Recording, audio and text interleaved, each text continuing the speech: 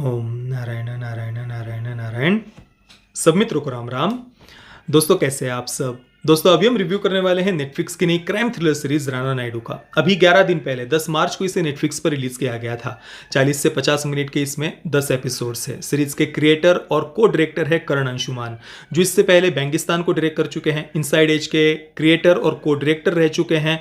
मिर्जापुर के को क्रिएटर और को डायरेक्टर है। और उसके बाद अभी उन्होंने राणा नायडू को डायरेक्ट किया है सुपर्न वर्मा के साथ में, और साथ में वे इसके क्रिएटर भी है। राणा नायडू 2013 की अमेरिकन क्राइम थ्रिलर सीरीज रे डोनोवन का ऑफिशियल रीमेक है। मतलब ये भी ओरिजिनल नहीं है। बॉलीवुड हो या नेटफ्लिक्स इंडिया हो, दोनों ही बिल्कुल कचरा हो चुके हैं और केवल कचरा कंटेंट ही उनसे हमें मिलता है। और इवन वो कुछ रीमेक भी करने जाते हैं ना, उसमें भी उनका इतना दिमाग नहीं चलता कि कुछ भारत के दृष्टिकोण से, भारत के परिप्रेक्ष्य से हम कुछ उसमें बदलाव करें। नहीं, हाँ बदलाव कब करेंगे, जब उनको हिंदू घृणा फैलानी होती है। और जो ऐसा कि उन्होंने यहाँ पर राणा नायडू में किया है, वो चेंज किया बराबर। वो क्या किया मैं आपको आगे बताऊंगा, जबकि जिसका कोई रिलेवेंस ही नहीं है भारत में, जिसका कोई कहीं पर दूर दूर तक आपको कोई ऐसा उदाहरण नहीं मिलेगा, पर वो चेंज उन्होंने अवश्य किया। बाकी तो भारत के परिप्रेक्ष्य से, भारत के दृष्टिकोण से कुछ बदलाव करने का उन्हें सूझेगा नहीं रीमेक करते समय भी। और आप देख लीजिए नेटफ्लिक्स इंडिया का कंटेंट ज़्यादातर वो अभी कुछ ना कुछ रीमेक बनाते जा रहे हैं, चाहे वो एलिट हो या रेड डोनोवन हो, या फिर बॉलीवुड के जो सो कॉल्ड स्टार्स और सो कॉल्ड सेलिब्रिटीज़ की जो घटिया सी लाइफस्टाइल है, उसको ज़बरदस्ती वो एक रोमेंटिसाइज कर रहे हैं। सो कॉल्ड वो ग्लैमराइज्ड लाइफस्टाइल ज़बरदस्ती उसको प्रमोट किया जा रहा है, जबकि वो क्रिंज फील होता है। एक सेकंड तक वो देखा नहीं जाता। और ये नहीं हो, बॉलीवुड को उनको रोमेंटिसाइज नहीं करना है या रीमेक नहीं हो, तो प्रोपेगेंडा कंटेंट है। फिर वो सेक्सुअल लिबरेशन को प्रमोट करना है, वो माइंडसेट वगैरह, वही हिंदू घृणा से भरा हुआ कंटेंट, वो घुल हो, लैला हो, सेक्रेट गेम्स, वही सब। इससे अलावा मतलब नेटफ्लिक्स इंडिया को कुछ सूझता ही नहीं है। भाई भारत में इतना सारा समृद्ध हमारा साहित्य है। हाँ? भारत का लिटरेचर आप देखिए, अगर हम तुलना अगर मैं करूं ना, कि पूरे विश्व के साहित्य को, लिटरेचर को आप एक साइड में रख दीजिए और उसके सामने आप भारत का साहित्य, भारत का लिटरेचर रखेंगे, तो भारत का पलड़ा भारी होगा। अगर ये तुलना भी हम करें ना, तो भी कोई अतिशयोक्ति नहीं होगी। केवल भारतीय सनातन वैदिक हिंदू संस्कृति का ही अगर आप साहित्य देखेंगे ना, 108 उपनिषद, 4 वेद, 18 पुराण, 18 स्मृतियां, षट दर्शन के षट शास्त्र, नाट्य शास्त्र के कितने सारे ग्रंथ हैं, वैदिक गणित के कितने सारे ग्रंथ हैं, महाभारत रामायण जैसे ऐतिहासिक ग्रंथ है, और उपनिषदों की व्याख्या जो अलग अलग ऋषियों ने, संतों ने, महापुरुषों ने की हुई, उसकी कितनी सारी व्याख्याएं हैं। गीता अगर हम कहें, केवल श्रीमद् भगवत गीता ही नहीं, उसके अलावा अष्टावक्र गीता है, गुरु गीता है, और भी कई सारी अलग अलग प्रकार की गीताएं हमें देखने को मिलती है। इतना सारा समृद्ध साहित्य, हजारों हजारों ग्रंथ हमारे भारतीय सनातन वैदिक हिंदू संस्कृति के ही मिल जाएंगे, जिनमें लाखों लाखों कहानियां हैं। केवल महाभारत में ही आपको हजारों कहानियां मिल जाएंगी, अगर कोई बनाने के लिए सच में बनाना चाहता है तो। पर नहीं, इनको तो अपना वो कचरा कंटेंट बनाना है, केवल हिंदू घृणा से भरा हुआ कंटेंट बनाना है। अब इस सीरीज की, राणा नायडू की कहानी की अगर हम बात करें, तो अगर ये कहानी मैं आपको बताऊं तो आप सोचेंगे भाई ये क्या है, मतलब ऐसा कहाँ होता है और कैसे सूझता है ये सब कुछ। जैसे कि अभी राणा दग्गुबत्ती का इसमें जो कैरेक्टर है, राणा नायडू उसका नाम है, वो एक फिक्सर का काम करता है। जो बड़े बड़े सेलिब्रिटीज, सो कॉल्ड स्टार्स वगैरह है, चाहे वो किसी भी फील्ड के हो, जो बड़े लोग हैं, उनके प्रॉब्लम्स को वो सॉल्व करता है। उनकी घटिया लाइफस्टाइल के कारण वो जिस भी प्रॉब्लम में फंस रहे हैं, उनको सॉल्व कर रहा है। जैसे कि कोई सेलिब्रिटी मान लीजिए, वो किसी ट्रांसजेंडर व्यक्ति के साथ में मान लीजिए वो रिलेशनशिप में है और उनका कुछ वीडियो लीक हो गया है, या फिर कोई स्पर्म डोनेशन वाली जो कुछ कंपनी, कोई संस्था है, वो अगर किसी बड़े सेलिब्रिटी का स्पर्म चुरा रही है, ऐसी प्रॉब्लम्स उनको वो सॉल्व कर रहा है ये राणा नायडू। और वो जो प्रॉब्लम्स उन्होंने उन सेलिब्रिटीज़ के दिखाए हैं, जो कुछ भी वो कर रहा है, एक सिंगल बात भी कहीं पर रियलिस्टिक नहीं लगती, ना ही हम वो देखने का ही मन नहीं करता। हर एक कैरेक्टर आप इस सीरीज का देखेंगे ना, वो इतना आप उससे हेट करेंगे, अंदर से, हृदय की गहराइयों से आप उसको हेट करेंगे, हर एक कैरेक्टर से। तो ऐसा ये फिक्सर है राणा नायडू। फैमिली प्रॉब्लम्स है पत्नी के साथ में, बच्चों के साथ में, पर अपने काम में वो बहुत माहिर है, बहुत कुशल है, ऐसा उन्होंने दिखाया है। अब 15 वर्षों के बाद में उसके जो पिता हैं नागा नायडू, वेंकटेश जी ने कैरेक्टर प्ले किया है, वो जेल से छुटकर वापस आते हैं। जिस क्राइम के लिए वो अंदर गए थे वो उन्होंने किया ही नहीं था, झूठे आरोप में अंदर गए थे। 15 वर्ष के बाद में वो अभी बाहर आए हैं और बाहर आने के बाद में अपने बेटे राणा नायडू के साथ में वो सब कुछ ठीक करना चाहते हैं। और साथ में उनके 2 और बेटे दिखाए हैं। एक सुशांत सिंह ने कैरेक्टर प्ले किया है तेज नायडू का, और अभिषेक बैनर्जी ने कैरेक्टर प्ले किया है जफ्फा का, पवन नायडू। तो इन सब के साथ में वो फिर से मिलजुल कर रहना चाहते हैं। पर राणा नायडू के मन में कुछ अपने पिता के प्रति बहुत बहुत ज़्यादा गुस्सा भरा हुआ है। अपने जीवन की जितनी भी प्रॉब्लम्स हैं उनके लिए वो अपने पिता को ही दोष देता है। तो अब आखिर ये क्या रीज़न है कि राणा नायडू इतना ज़्यादा अपने पिता से गुस्सा है कि वो उनको मारने तक की प्लानिंग कर बैठता है? क्या इसके पीछे कारण है? ये एक केवल बात है जो थोड़ा बाद में जाकर वो रिवील होती है। हालांकि वो जानने की उत्सुकता आप में कहीं पर भी नहीं जगेगी कि भाई मैं जानूं कि क्या हुआ है। आपको ये लगेगा कि भाई जो करना है करो यार, निकलो यहाँ से, बंद करो इसे। यही आपके मन में आएगा जब आप ये कहानी शुरू होगी। और इसमें जो सबसे महत्वपूर्ण जो पार्ट है वो है, एक हिंदू संत को उन्होंने दिखाया है, विजयवाड़ा महाराज नाम उन्होंने दिया है, अनंत आनंदम ऐसा वो कहते हैं। और छोटे बच्चों का वो उनका यौन शोषण करते हुए दिखाया है, सेक्सुअली अब्यूज करते हुए दिखाया है छोटे छोटे बच्चों को। अब जो ओरिजिनल सीरीज है ना रे डोनोवन, उसमें उन्होंने एक ईसाई पादरी को दिखाया है जो बच्चों का यौन शोषण कर रहा है, अब्यूज़ कर रहा है उन्हें सेक्सुअली। अब उसी बात को उन्होंने जैसा का तैसा यहाँ पर ले लिया। अब अगर हम पश्चिम की बात करें, पश्चिमी देशों की अगर हम बात करें, तो वहाँ पर उनका वो इतिहास रहा है।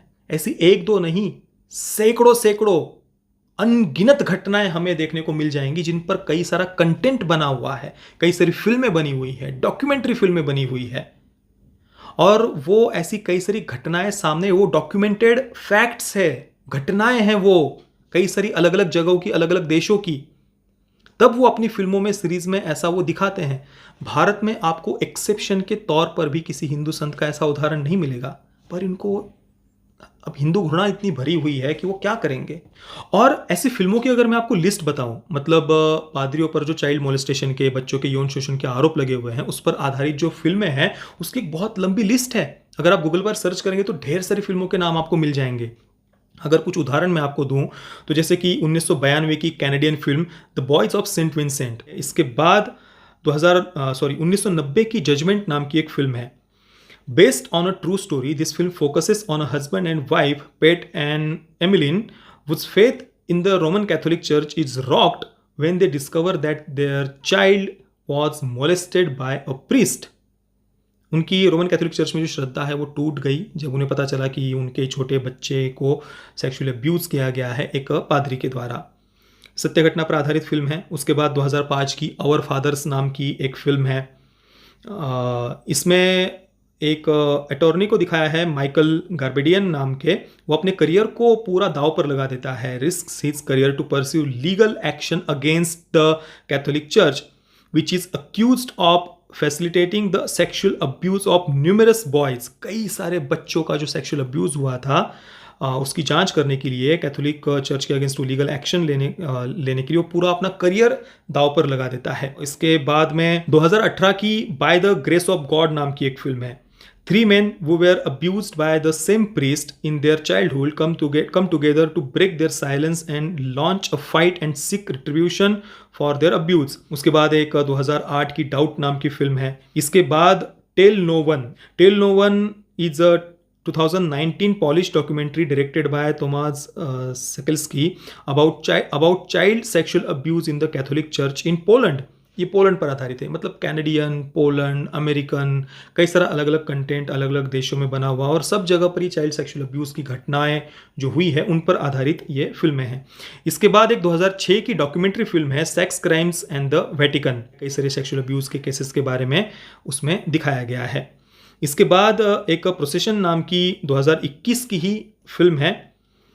6 men who suffered sexual abuse by Catholic priests band together to become makeshift family। तो ये 6 लोगों की कहानी है। इसके बाद हैंड ऑफ गॉड नाम की 2006 की एक इंडिपेंडेंट डॉक्यूमेंट्री फिल्म है। जो डायरेक्टर है इस फिल्म के उन्होंने अपने छोटे भाई के जीवन पर ये फिल्म बनाई है। वो स्टोरी बताते हैं how his brother Paul was molested in the 1960s 1960 में by their parish priest father Joseph Birmingham, वो allegedly abuse nearly 100 other children, जिसने और 100 बच्चों के साथ यौन शोषण करने का उस पर आरोप लगा हुआ है। इसके बाद मार्क रफेलो की हल्क कैरेक्टर जो प्ले करते हैं, उनकी 2015 में स्पॉटलाइट नाम की एक फिल्म आई थी और इसमें भी ऐसे ही कई सारे, एक दो नहीं कई सारे चाइल्ड सेक्सुअल अब्यूज के जो आरोप लगे हुए हैं कैथोलिक प्रीस्ट पर, उस पर यह फिल्म आधारित है। It's investigation into cases of wide spread and systematic child sex abuse in the Boston area bye numerous Catholic priests, तो इसकी उन्होंने यहाँ पर जांच की है। बॉस्टन एरिया में सिस्टमैटिक वे में ये जो चाइल्ड सेक्सुअल अब्यूज़ होता है कैथोलिक प्रीस्ट के द्वारा, उस पर। तो ये तो मैंने कुछ नाम आपको बताए हैं, आप गूगल पर सर्च करिए, आपको एक बहुत लंबी लिस्ट मिल जाएगी। तो ये वहाँ पर कई सारे अलग अलग पश्चिमी देशों में ऐसी घटनाएं हुई है और वो आज से ही नहीं, इनमें से जो मैंने कुछ फिल्में बताई, ज़्यादातर फिल्में सत्य घटनाओं पर आधारित है। कुछ घटनाओं का उल्लेख 1960 हो, 70 हो, 1920, मतलब काफ़ी लंबे समय से ये घटनाओं का उल्लेख हमें पढ़ने को मिलता है। तो इतना लंबा वहाँ पर ये उनके इतिहास में ऐसी कई सारी घटनाएं दर्ज हुई है, तब वहाँ पर आज वो कुछ फिल्म मेकर्स कुछ छोटी मोटी डॉक्यूमेंट्री फिल्में बनाते हैं, वो भी मेन स्ट्रीम। कहीं पर एक केवल स्पॉटलाइट ये फिल्म है जो मेन स्ट्रीम में आई हुई है मार्क रफेलो की, बाकी तो ऐसी कोई फिल्म उन्होंने बनाई हो इतनी सारी घटनाओं के बावजूद भी, इतनी सारी घटनाओं के बाद भी, वो कुछ मेन स्ट्रीम फिल्म तो उन्होंने भी नहीं बनाई हुई इस पर जो कुछ डॉक्यूमेंट्री छोटी मोटी फिल्में हमें देखने को मिलती है वो वैसी घटनाएं हुई है इसलिए बनी है।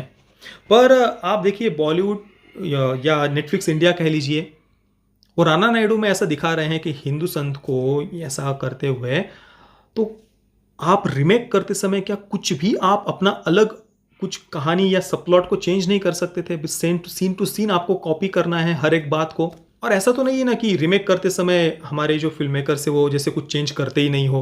जैसे कि लाल सिंह चड्ढा में देख लीजिए, ओरिजिनल फिल्म फॉरेस्ट गंप में जो एक राष्ट्रवादी कैरेक्टर था, उसको उन्होंने पाकिस्तानी आतंकी बना दिया हिंदी फिल्म में, और उस पाकिस्तानी आतंकी को ह्यूमनाइज किया है, उसके प्रति सिंपैथी पैदा करने का प्रयास किया है। वाह, तो ये अच्छी तरीके से सूझता है उनको कि कैसे कहाँ पर कौन सी चीज़ चेंज करना है। और सबसे बड़ा प्रश्न तो यही है कि नेटफ्लिक्स इंडिया ने ये सोचा भी कैसे कि भाई रे डोनोवन जैसी जो सीरीज़ है उसको रिमेक करना चाहिए। मतलब मुझे तो इसकी कहानी में कहीं पर भी ऐसा कुछ नहीं लगा कि जो हमें कुछ एंगेज करे या अच्छा लगे या कुछ भारतीय ऑडियंस को बहुत पसंद आए, ऐसा कुछ भी नहीं था। तो क्या केवल हिंदू घृणा फैलाने के लिए, हिंदू संतों को विरुद्ध नफरत फैलाने के लिए आपने बस इस कहानी को चुना कि चलो इसको रिमेक कर देते हैं हम?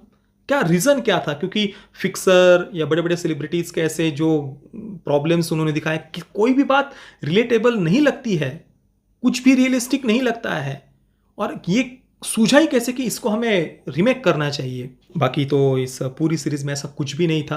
परफॉर्मेंसेस भी इवन वेंकटेश जी और राणा दुग्गवती, उनका भाई नहीं देखा जा रहा था। पता नहीं किस कारण से वो कैरेक्टर्स ही इतने खराब थे कि हम अंदर से उनसे हेट करते हैं, अंदर से हर एक कैरेक्टर से। राणा नायडू को मैं 0 आउट ऑफ 10 स्टार्स दूंगा। पैरेंटल गाइडेंस की कोई आवश्यकता नहीं है। फिल्म सीरीज में इतनी गालियां है, हर 2 लाइन के बाद में बस GAND, क्या बोलने में भी ऐसे शब्द उपयोग कर रहे हैं बार बार। उनको लगता है कि ऐसे शब्द उपयोग करके हम कुछ बहुत कूल लग रहे हैं। कुछ ढंग, कौन बोलता है ऐसे? बाकी दोस्तों, आपने अगर गलती से इस सीरीज को देखा है तो आपका अनुभव कैसा रहा, प्लीज़ मुझे आप नीचे कमेंट में अवश्य बताना। ये वीडियो देखने के लिए आप सभी मित्रों का बहुत बहुत धन्यवाद। जय श्री राम, वंदे मातरम।